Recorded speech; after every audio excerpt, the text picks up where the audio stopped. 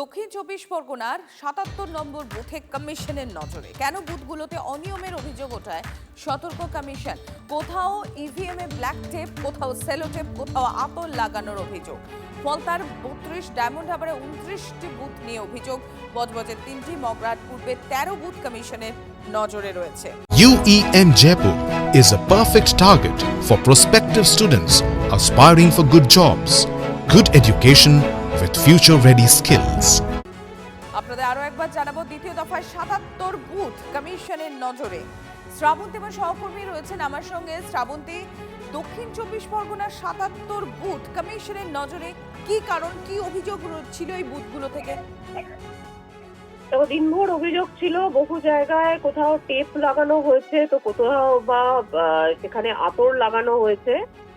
এরকম বিশেষত আমরা যদি দেখি ফলতার ঘটনা, ফলতায় এই ধরনের অভিযোগ সব থেকে বেশি হয়েছে।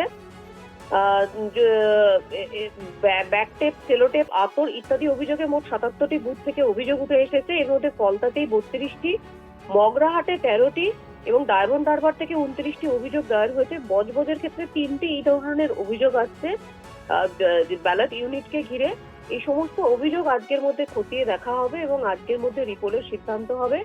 আগামীকাল এই সব বুথে যেগুলোতে রিপোর্টের সিদ্ধান্ত নেবে কমিশন, সেখানে পুনর্নির্বাচন হবে। সম্প্রীতি। ধন্যবাদ শ্রাবন্তী।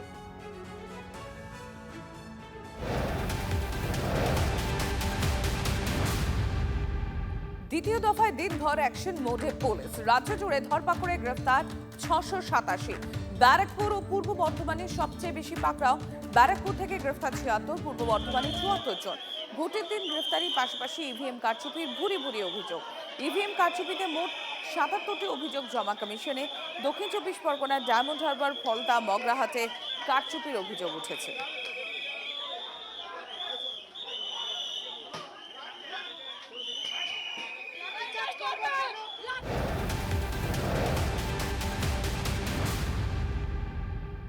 দেশের সর্বকালের সর্বোচ্চ ভোটের হারে রেকর্ড গড়ল বঙ্গ।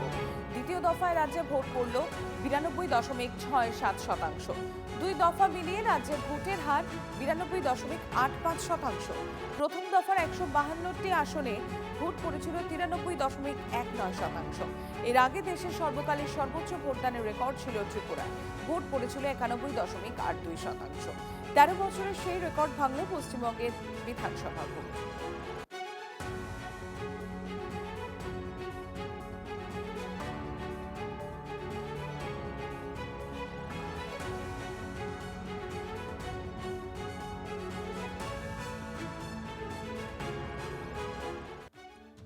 কি হতে পারে বাংলার বিধান? বুথ ফেরত সমীক্ষায় বেশ কিছু সংস্থা এগিয়ে রাখছে বিজেপিকে। কারো কারো এক্সিট পোলের আভাস ক্ষমতায় আসতে চলেছে তৃণমূল কংগ্রেস। তুল্যমূল্য লড়াইয়ের ইঙ্গিত বেশ কিছু সমীক্ষায়। मैं ग्राउंड का एग्जिट पोल बता रहा हूँ 180 प्लस बीजेपी। बीजेपी 3 অঙ্ক দূরের কথা, 50 পেরোবে না।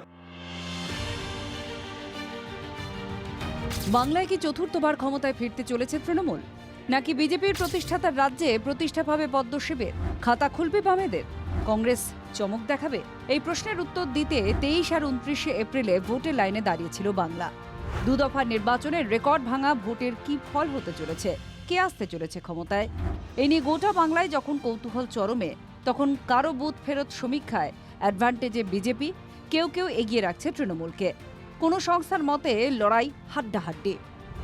ম্যাট্রিজের এক্সিট পোল বলছে তৃণমূল জিততে পারে ১২৫ থেকে ১৪৯টি আসনে, বিজেপি পেতে পারে ১৪৬ থেকে ১৬১ আসন, অন্যান্যরা ৬ থেকে ১০।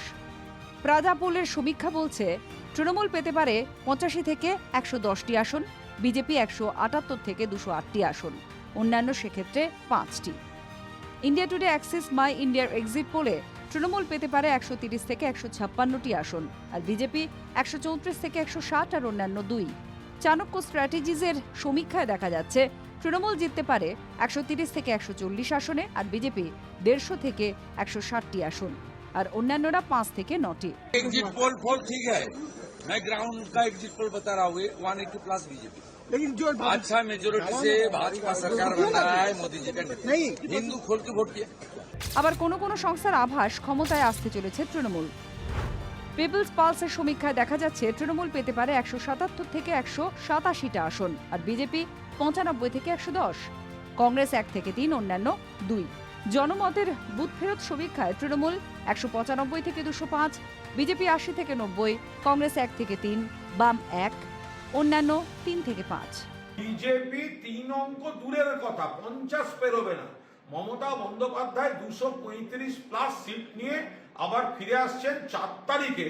এইসব এক্সিট পোলের সমস্ত ইতি হয়ে যাবে। দেশের গণতন্ত্রের ইতিহাস বলছে বুথ ফেরত সমীক্ষার ইঙ্গিত যে সবসময় মেলে এমনটা নয়। বুথ ফেরত সমীক্ষা একেবারে ভুল প্রমাণিত হওয়ার উদাহরণ অসংখ্য রয়েছে। এক্সিট পোল চূড়ান্ত কোনো ফলও নয়, জনতার মনের আভাস। বাংলার মানুষ কি চাইছেন তা স্পষ্ট হবে আগামী সোমবার 4 মে। Bureau report, TV9 Bangla.